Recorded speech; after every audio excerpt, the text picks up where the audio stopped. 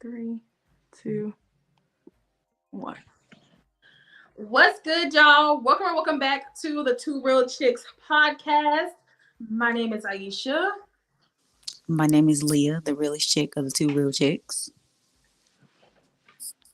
Oh, And snap. this is what the hell? And this is the weekly wrap up, a day late and 2 days late and $1 short. But Mhm. whatever, we here. It's Aisha's fault. It's Aisha's fault. We're blaming Aisha. It's Aisha's fault. A It's lot been a has week. happened. It's whatever. It ain't been no week. Y'all see how she be making up stuff? She be making up stuff to try to like not take responsibility for her part in like for us not being able to go live and stuff. That's anyway, we got a lot going on this week. Um we have a packed stream. We got a lot to talk about. Quite loaded. Child, yeah, it's very, very loaded, especially the last two topics that we want to hit on. It is very, very loaded, and I have some thoughts and some things to say. Because child, It has been a time this week. Um, I don't have an icebreaker question this week. Before the stream, y'all, it was a lot going on, I swear. So now I'm just like, let's get into it. I don't have an icebreaker either. The icebreaker that I would have had, that I did have, actually coincides with the story, one of the stories that we're going to talk about. So I'm going to wait to get into that. Um, but yeah, let's just get right into the stream because, child, we're a little off. As y'all can tell, we're a little off today. But Oh. that's all right. So the first We'll thing that we're going to get into, y'all, is the Tyler Perry story. I'm gonna let the video play, and then we're gonna talk about it. Variety reports that Tyler Perry is in talks to buy a majority stake in BET, and also Byron Allen, who is an executive, is pursuing the network as well. But I just want to say, I'm rooting for Tyler Perry. For the past 15 years or more, we have seen Tyler Perry truly become one of the most powerful and influential voices in black media. With his ever so loving character Medea, his incredible writing, directing, and producing of his incredible shows, he's given us some of the most iconic film and TV moments of this millennium. I remember very vividly in the early 2000s when people were talking about the Tyler Perry plays. I remember seeing him on Oprah Winfrey's talk show when she was like, "This is my friend Tyler Perry," him being invited to the Legends Ball. He's taken the platform and the opportunity that people have given him and have just created his own lane in the power and world of media. Does anyone remember back when he opened up Tyler Perry Studios and expanded it even further and the entire Black Hollywood pulled up? Look at this random photo of Beyonce, Tia Mowry, Young Jeezy. I mean, like, look at it. Lonnie Love. Tyler Perry is like the one. He deserves his own network. I also love that idea of like a creator owning a network and be able to create and put himself out there. Like Tyler Perry writes, he directs, he will give so many opportunities to other black creatives. Like we need a black owned BET. Imagine how lit the BET Awards events would be if all of his friends pulled up and they ended up doing it in Atlanta. I would be right there. I just want to say I'm super duper proud of Tyler Perry and this business venture. I hope he ends up getting BET. Y'all, imagine a black-owned BET in 2023 with all of Tyler Perry's connections, friends, and influence behind it. I think this is a win. What do you think? I think this baby, will he be said a a win. word. Yes, I Said a think this will word. be a win as well. I have so many thoughts, and literally, I did a video about this on my other TikTok page, my Libby Talking page. When I was writing down the note, I did ask the question, "What does this mean for the network?" One of the things that I did mention that he had talked about was having more Black creatives. Mm-hmm. And like I said, I hope in my video that I made, I hope that he does reach out to up and coming writers, directors, producers, etc. And I Because hope we that know that's he his biggest problem was letting yeah, others because he's write for him. always the one and he there is no writer's room. It's just him in his backyard Mm-hmm. writing At his for table, can't forget 16, his table. 17 hours a day. Mm-hmm. And granted, like the shows that he's written, I've heard have gotten a little bit better, but I want people in on his team like he had on Meet the Browns and House of Pain. Yeah. You need Back to have people to bounce ideas off of because literally and different as we perspectives. saw, yeah, as we saw from years of his work, it was very much it's the same story, different characters. Like it was very much that. So I would hope that if he does get the network that he makes it better and makes his work even better because Tyler Perry, truth be told, the last two things that he did on Netflix, even though people had a lot of strong opinions about the Jasmine's Blues or Jasmine's Blues, I liked the movie. That I was a was like, great movie. I'm yeah, not if gonna he lie, does more that things was like fucking that, amazing. yeah, if he does more things like that, I'm going to be all there for it. So I would be excited to see that. And maybe the BT Awards, like the creator said, it would be a little bit better. If it's in Atlanta, girl, they gonna shut the city down. Okay? They gonna shut it down. But not even just the BET Awards. Let's just talk about BET when it was owned by Black people, made for Black people. BET, when it was owned by Black people, people did not have as many qualms and as many complaints when BET was owned by Bob Johnson. Mm-hmm. Before he sold to Viacom in 2003, BET was like, that was Black people's thing. That was where we went to get all stuff Black. You know what I'm saying? It was for us, by us, about us. You know what I'm saying? Yeah. And when they sold to Viacom, obviously this is a white network, and I think he's buying VH1 as well. Wow.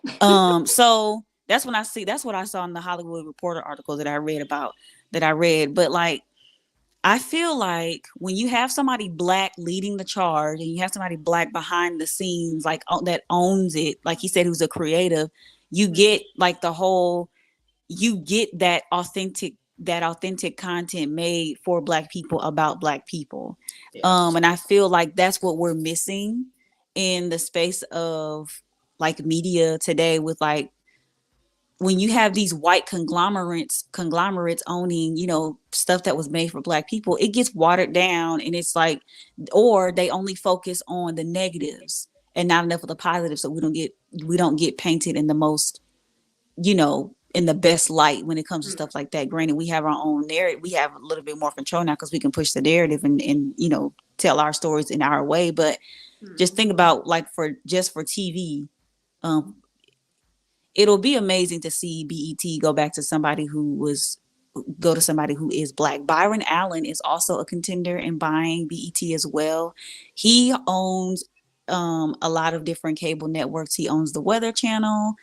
And he owns, I think, some other, I really don't know what else he owns, but I know he owns a lot of other things, and he is also a contender in buying it. What I would like to see, what would be nice, is if they were able to come together and like be co-owners of BET and like let their, bring their ideas together. But if he can't, Tyler Perry has his own studio. This man said Tyler Perry needed his own network. That was in the works at one point. Yeah.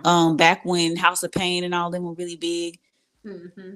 That was in the works for him to get his own network. I do remember him talking about it. I don't know what happened, but that was a thing.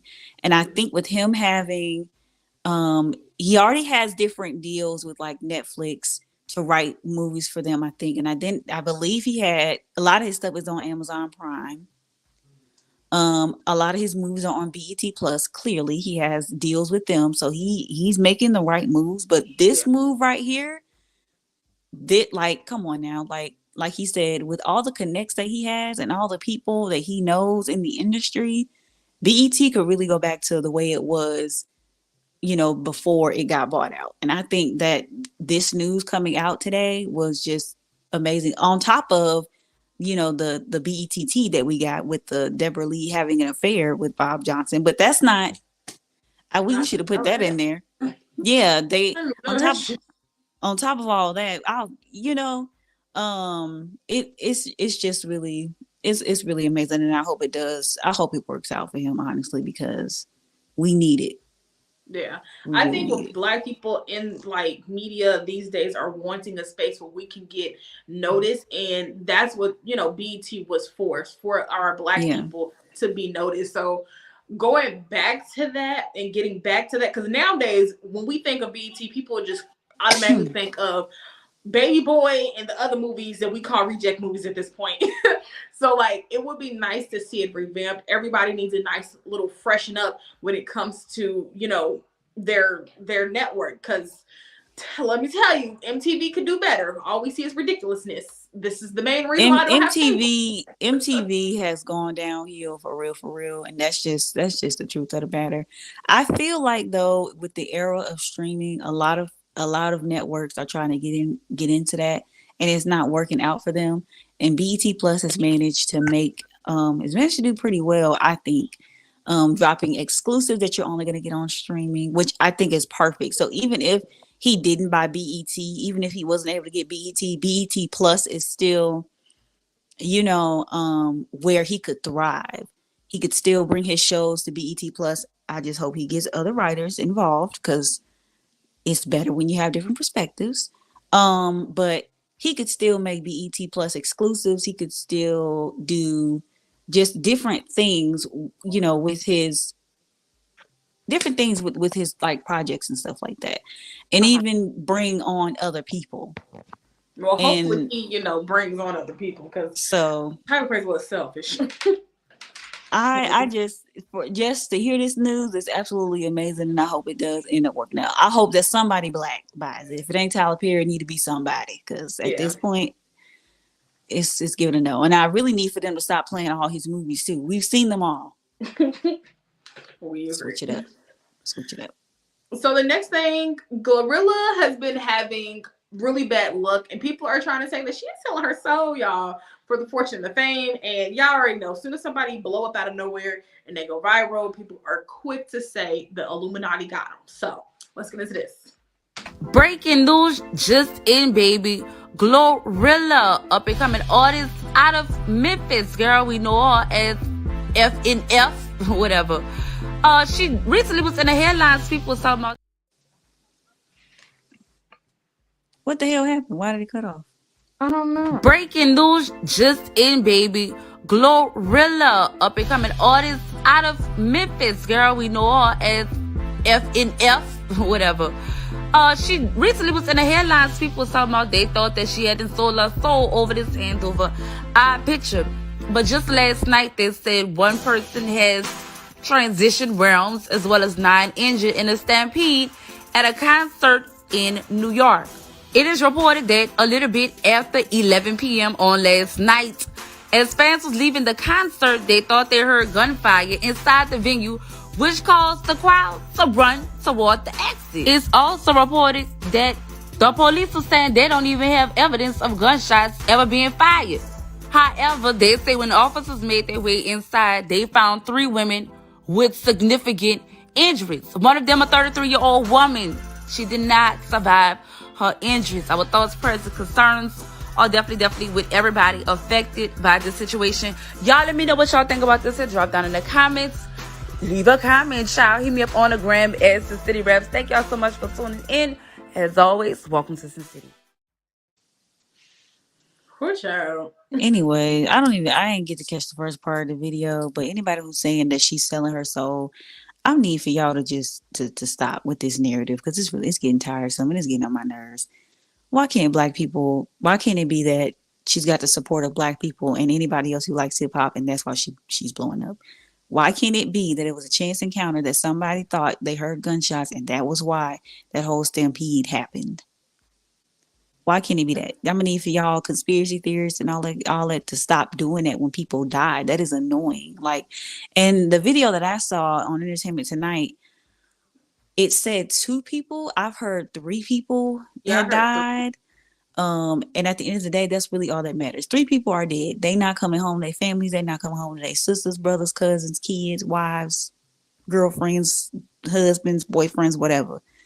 And that's really sad. And I think this is really, the Travis Scott incident is very new. It's not very new, but very fresh still. It's only been a year, I believe, since that whole incident went down, but it's still very fresh on people's minds. And it's still, a little bit scary for people to go to concerts, but it's like, but stuff like this always happens. Like concerts inside these clubs, those concerts where they have to build their stands and things like that for people to sit in. Not recently, but in the past 10 years, there was a really bad accident here in Indianapolis where at the state fair, stage had failed and a bunch of people had died. Like stuff like this does happen all the time, but then I saw another video as well. They were like, the police couldn't even confirm if they actually heard gunshots. Like it was so many people around, so I don't even know if it was really gunshots. No, they just, in the video they said that there's no evidence that can lead them to that can lead them to think that there was gunshots.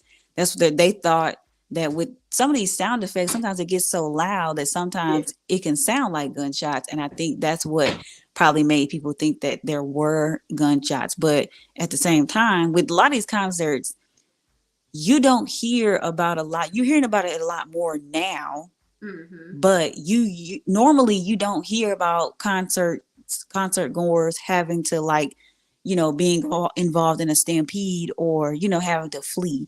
The what happened at the Indiana State Fair, there was a tornado going on. I remember this because one of the people that they kept highlighting, her name was Elena Big Johnny or something like that. She was a teacher. There was a tornado going on, and they were supposed to have been canceled the concert, and they didn't, because Sugarland was performing that year, if I'm not mistaken. They were supposed to have been canceled the concert, and I think they didn't. And so it ended up still going on, and the stage ended up collapsing. I don't remember like the exact details, but I don't even know if there were lawsuits, but I know like 6 or 7 people had died that day. And that was traumatic. But like, and then with in the case of Travis Scott, people were crowding the stage, and people were like, it was a lot happening, a lot going on. And I think the park that they were in, they were over capacity. This was just a case of misheard gunshots or mistaken, I want to say, identity, but this wasn't anything like that. And it's unfortunate that that's what happened. She did make a tweet saying that, she had just found out. She didn't know until maybe the day after. She didn't know until the day after that anything had happened. And she was like, I'm just finding out. And, I'm just praying for everybody involved. So she did make a tweet about it. But I don't think she's going to be held liable for anything, because it's not anything that she did in particular. It's not like she kept going, even though people were dying and collapsing. It's not like that happened. But she did. There were fights going on at her concert anyway, if I'm not mistaken. She's had a couple of concerts recently that had ended up ending bad or started off bad. Like, it's kind of like when you go to a Glorilla concert, I guess the thing is to like be hype and all that type of stuff because of the type of music that she makes. So like, this is the only incident where somebody like passed away, or multiple people have passed away. So hopefully they can get that under control. Because I can't even say, security should have did something better. Like, if somebody heard gunshots, black people, I'm getting the fuck on. Okay, do you hear me? I'm gonna get the fuck on down, all the way down. Okay, like, no. If I'm in school, I used to go to a private school, and if we heard some shit, we are running, and we're not going towards the sound. We are going out this building. Y'all not have to keep us in here, bro. So, what? For real? I think that with this is an isolated incident, because like I said, this doesn't happen often. Like, there are usually safety measures put into place to keep stuff like this from happening. But it's just like, now you're hearing about it a lot more than you used to. But I hope everybody is okay. Thoughts and prayers go out to everybody all the people who were injured, and to the families of those people who did lose their lives, because that's very much unfortunate. And I'm hoping that, from here on out, her concerts go off without a hitch, and there's not too much else that will happen, and we don't have to do another story like this where somebody else has died. And it's just like, okay, so we're gonna pivot here, y'all. We're gonna go a little bit more lighthearted.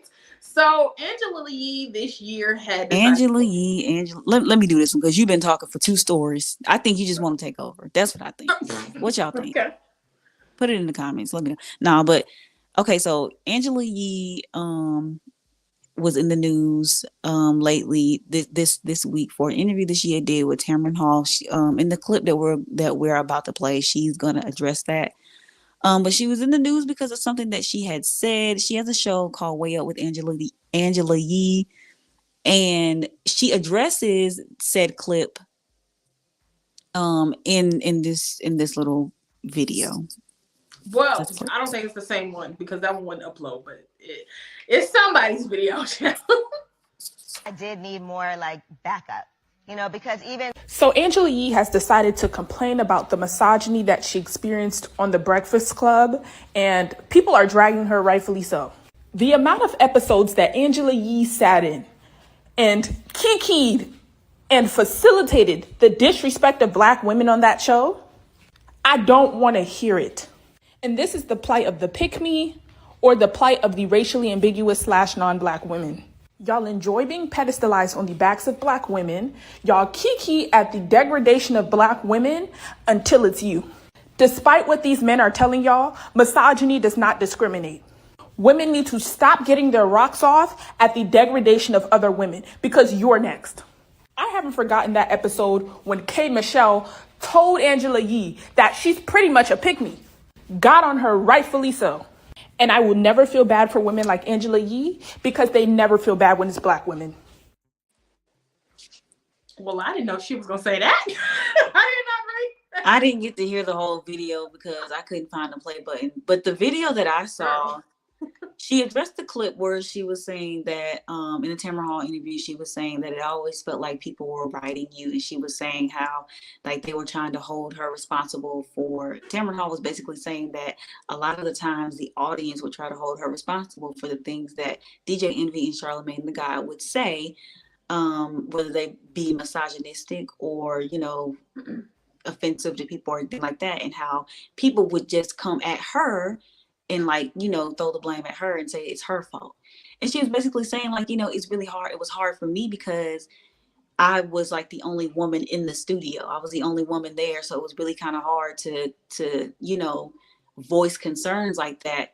And I think she misspoke because I don't think she was trying to say, well, I'm the only woman, period. Because she did end up clearing that part up in the video that I saw. She was saying, I'm not saying that I was the only woman, like, period. I'm saying I was the only woman on air. So it's a little bit hard to try and like, it was hard for me to try and let them know or voice my concerns. And like Tamron Hall said in her interview, it's not your responsibility to wrangle men together and tell them what to say and what not to say. And even she said, hey, like Angela, you was like, you think what you think, I think what I think, and we all have a difference in opinion, but I shouldn't be responsible for what comes out of their mouth. We've all seen how like cutthroat they can be, especially like 2 years ago when Charlamagne did that interview with Gucci Mane on his website, on his YouTube channel. And we all saw how that went. He did not stick up for his coworker under any circumstances. And I think he tried to justify that by saying something like that she wasn't like necessarily his family and he thought he stuck up for her. And it was a whole thing. It was a whole beef. And I think that's where the disconnect kind of started. And that's where it was kind of like, okay, maybe I need to get out for Angela Yee. I'm not saying that she's totally innocent in this situation, but what I am saying is we do have to stop putting the onus on women to gather men and let them know what's okay to say and what's not. I'm not about to train you because a lot of the times, you know, what you're saying is going to be offensive. You know that what you are saying is disrespectful, it's misogynistic, or you know what I'm saying? It's rooted in a lot of different things, right? I can only do so much. She probably did, and I'm not gonna say she didn't. She probably did behind the scenes tell them that was foul, that was fucked up what you did, what you said, and you shouldn't have said that. She probably did say that, but at the same time, sometimes when you don't tell somebody stuff out loud, because when you behave like an ass publicly, you need to be corrected publicly, and you also need to be embarrassed publicly as well, so that you can know how that shit feels. And I feel like that's what the audience wishes that she would have done, because it's really hard. It can be his word against yours when you say behind the scenes, I did X, Y, Z. He could say, no, you didn't. You know what I'm saying? When you have a documented record of somebody coming out and putting Charlamagne in his place, like many people have, it's kind of like, okay, you know, when he did, you can have something to refer to. With Angela Yee, we don't have that.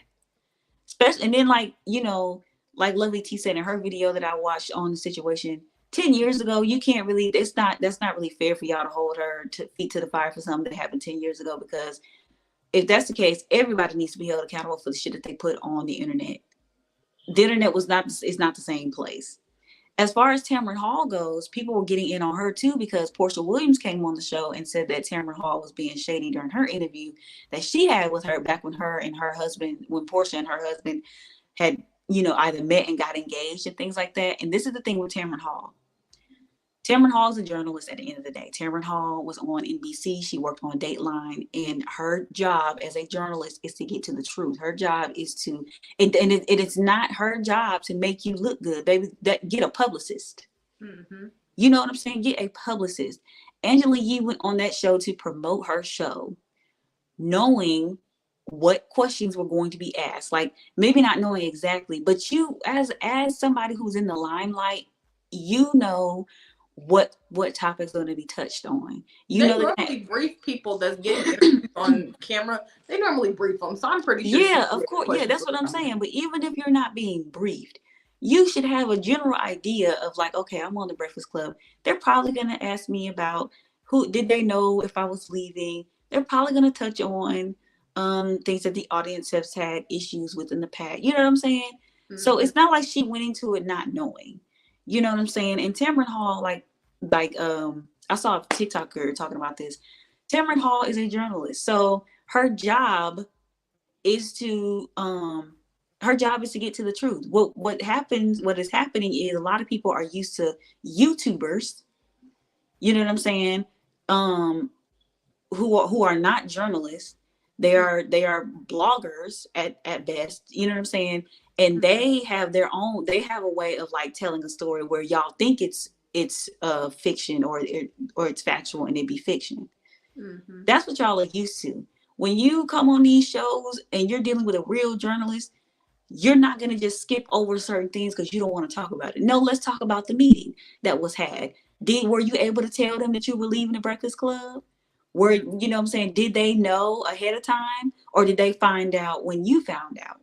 Or did you know 6 months earlier or a year earlier and didn't say anything until things were already set in stone and they were blindsided? You know what I'm saying? Like, did you really try to correct them behind the scenes, or are you just saying it to cover your own ass? And if Angela Yee comes out looking at a hot ass mess, that's on her. That's her publicist's job to clean up her image.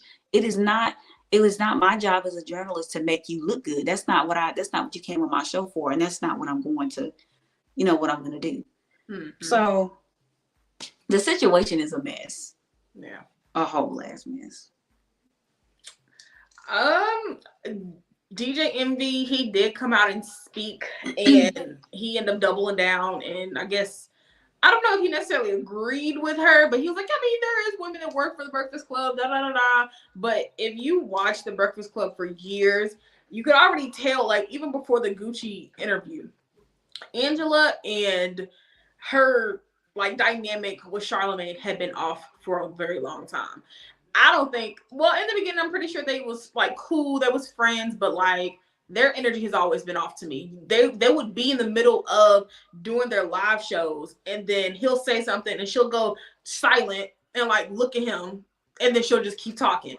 So then you got that, but then you got, DJ Envy, who I feel like wherever the wind flows, he's gonna go, and that's not always the best thing, but yeah, I don't know, man. Like, I'm glad to see that she's going on to her next venture, and hopefully her show is a success, and she can do well with that. But as far as the Breakfast Club, I haven't watched it since like 2019 faithfully.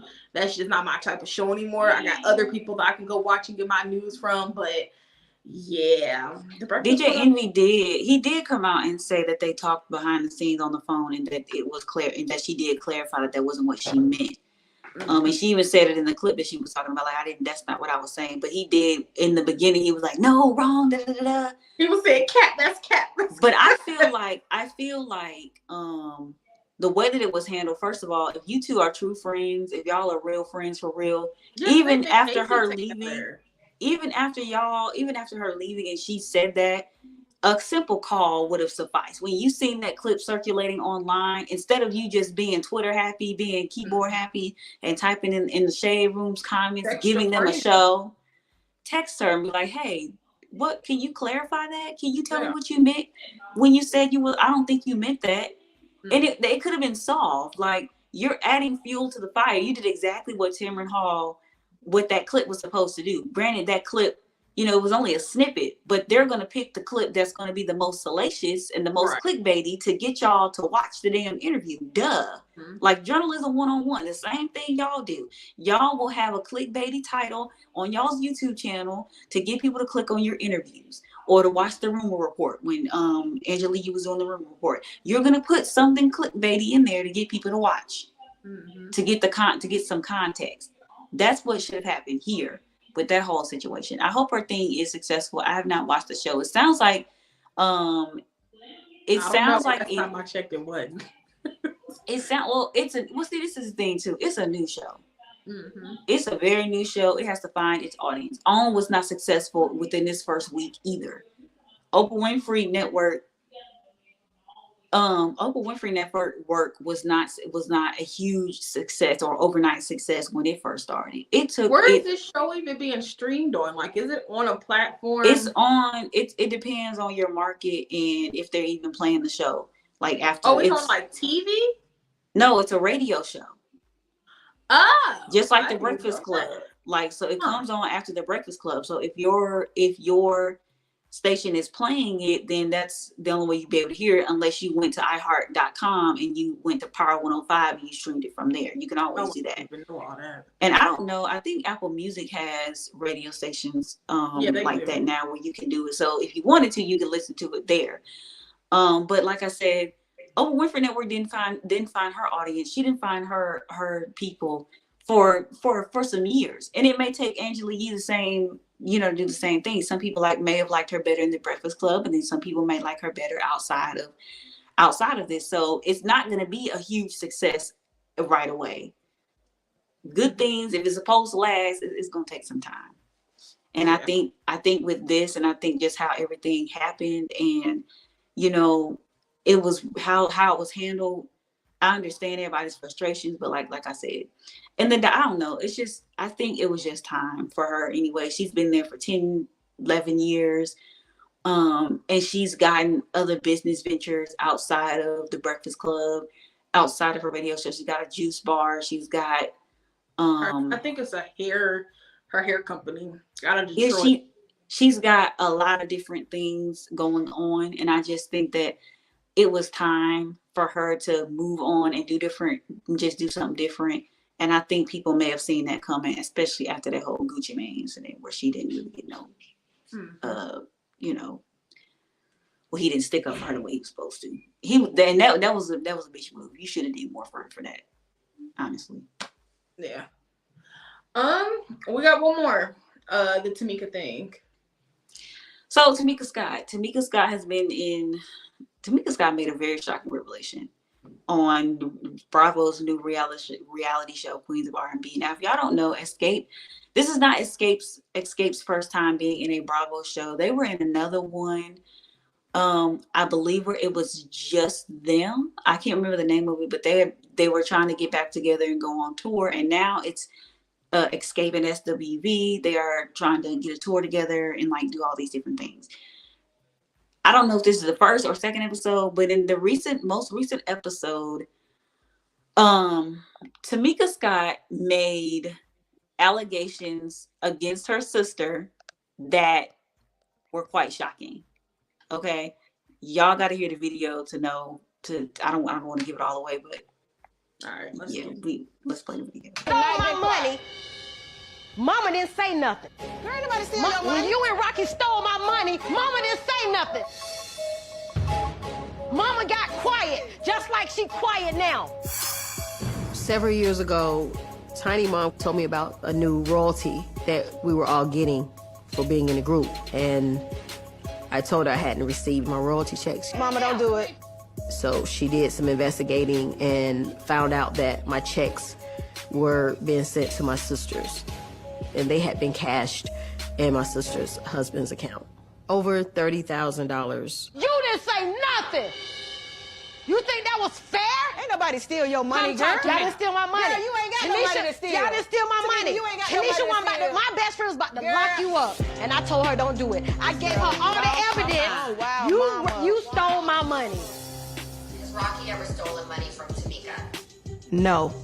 How could he steal money from Tamika is my question. How? So Tamika lying. Yes. You and Rocky went. Yes, y'all did. I got evidence. You want to go to jail now? Because you can still go to jail. Tamika, you wrong. Y'all cut the cameras off, or you can get out of my house. You want to act? You want to put on the cameras off, or you can get out of my house. Y'all got to turn the cameras off now? Crazy, child. There was a lot more that was said. Cause like, okay, we're gonna talk about this a little bit more in depth on the podcast tomorrow. So y'all be sure to tune in with that, because I thought seeing this video, it was very much fitting. It was very fitting to talk about. But that clip in and of itself is absolutely insane.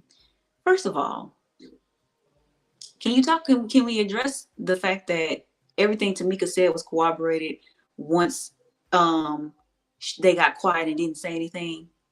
Mm-hmm. When that woman sat up there and said, "You didn't say anything when these people stole my money," she was quiet. Yeah. Church mouse. It gave church mouse energy. It gave you creeping it in the night type energy. Like that in the other clips that I've seen, she said that Tamika is often, or her sister is also often seen as the favorite. And that's very, very much evident. And I feel like she was being gaslit by her sister, because her sister was like, "Well, how could we steal any money from her? How is that even possible?" You know how, because you've done it. Like that type of stuff that grinds my gears, and it irks me, because it's like her sister over the years has been really like loyal to her. Y'all know she was there. Like I said, they were in the group Escape, and Escape broke up, I think like in the late 90s, early 2000s.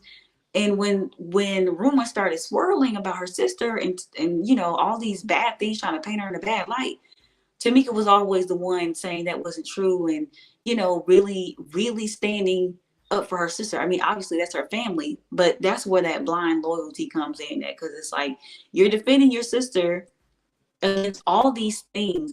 And y'all, it got so bad with this situation. Her husband didn't even know until he probably didn't even know until he seen the episode. Maybe she went home and told him eventually, because they got into an argument, but he didn't even know. She kept that a secret from him for a very, very long time.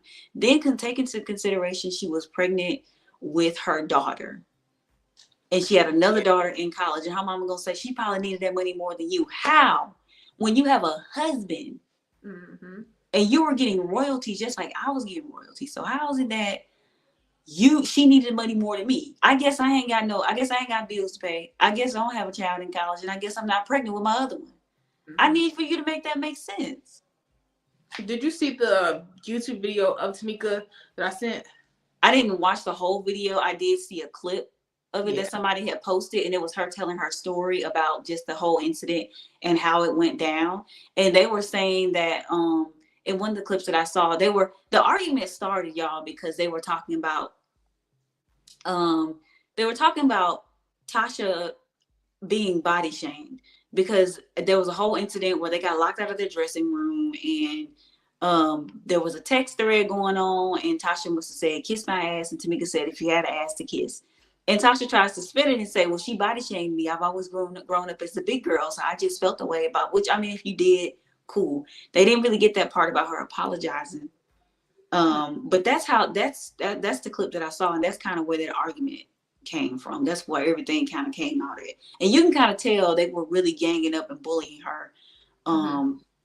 Just in the few clips that I watched. I tried to watch an episode of it today, but I couldn't. I wanted to watch it, but I wasn't able to.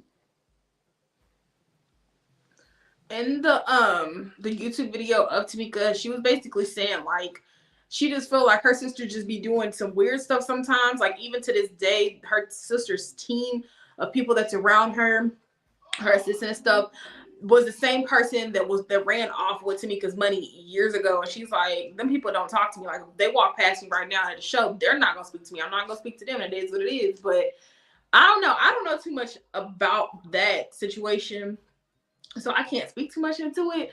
But it just sounds like this show is gonna be a success, because it's got a lot of drama, a lot of family mess, and people love to get all the people's business. So that's a hit right there. Okay. I feel like if you've been hearing little snippets about the group, Tasha has always been the one that's kind of been like not easy to deal with, and it's been the reason why maybe the group has been held up and like doing certain things that they want to do. And like that's what I think that's what is really annoying to people. It's like somebody said that somebody said in one of the clips that I've seen that maybe Tasha is jealous of Tiny and Candy because of the life they were able to build for themselves, and her only saving grace was her voice. She didn't have anything else to go off of other than that. And when you look at it, Tiny and Candy have made reality TV a very successful stream of income for them. They've been writing songs for like Destiny's Child and TLC and all these different groups, and they've won Grammys. Candy especially has used her platform from Real Housewives of Atlanta, and she has managed to promote all her businesses from that and get some spin-off reality shows as a result of it, even if they do only last a few seasons or a few episodes. She has managed, and that's no shade. That's just me keeping it real. She has managed to really like make a very nice life for herself. She's got her bedroom by Candy. She took a joke. That joke of somebody saying that they got a dungeon. She went on she went a whole tour about that. She has that. She has her restaurants that she runs.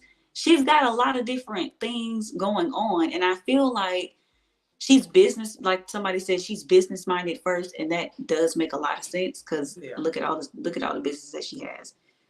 And Tiny, same thing. Tiny had for a while the OMG Girls. That was her group. Tiny has Then she was managing her daughter Zanique. She was managing her for a while. Yeah, like she's done. I don't know what else she's done other than I've only seen her with like reality TV. So I don't, and that's no shade to Tiny. I just don't know what else she does other than reality television. I don't know what her other ventures are. But even still, she's managed to make a lot of money, a decent life for herself as well. And with these two, it just seems like they weren't able to do that in the same way, especially Tasha. She was really the voice of the group. She had the pipes and she had the vocals, and she was really great. But for this revelation to have come out, it's just like, and for the mom to condone it, which is absolutely insane. But we're gonna talk a lot about that in the podcast. We'll stream it live, and that'll be live episodes, so y'all be sure to tune in. I'll try to make a post on the community tab. Yeah, so y'all know, because I think that's tomorrow. We're gonna do that because it is Saturday. But that is all of our topics. And as far as my conclusion with everything, I hope that the families that now have a deceased loved one because of the Glorilla concert, I hope that they're able to, lay their family members to rest. Tyler Perry, I truly hope he gets that BET deal. That would be legendary within itself. Angela Yee, good luck. Good luck. And Tamika and her sister Child, get it the fuck together. Okay. Today. My smart today. Yeah, they really do need therapy. I think Angela do. They really do, because that's a lot to unpack. That's a lot. Yeah. I think Angela Yee's show is going to be successful because she is not having to take responsibility for two overgrown ass men who be very well aware of what they be saying. Not to say that she's just totally innocent, but it's her show, so she can do what she wants. She doesn't have to, Lipsovers I don't know if she still does it, but that's a very successful podcast. Yeah, it really is. But this is her own radio show. Like, this is something that's on radio. So, like, she can do whatever she wants to do. It's not going to be as unfiltered as Lipsovers. But, she can do whatever she wants to do with it. And she can have as many guest co-hosts as she wants. She doesn't have to discuss with 3 other people like what to do or what the segments and everything like that. She can interview people and ask them the questions that she wants to ask them, and hopefully she's respectful in that. I think she'll be fine. And so all this other stuff, Tyler Perry, I hope he is able to get BET. And to everybody who was affected by the tragedy at the Glorilla concert, I hope y'all do get condolences to the families who lost somebody. And like, if it's traumatizing for y'all, get the help that's necessary, because that can make people not want to go to concerts when you see stuff like that. So all right, y'all, thank y'all so much for watching. Don't forget to hit that subscribe button, follow us on all of our other social medias. Link down in the description, and we will see y'all tomorrow for the podcast live episode. Alrighty then.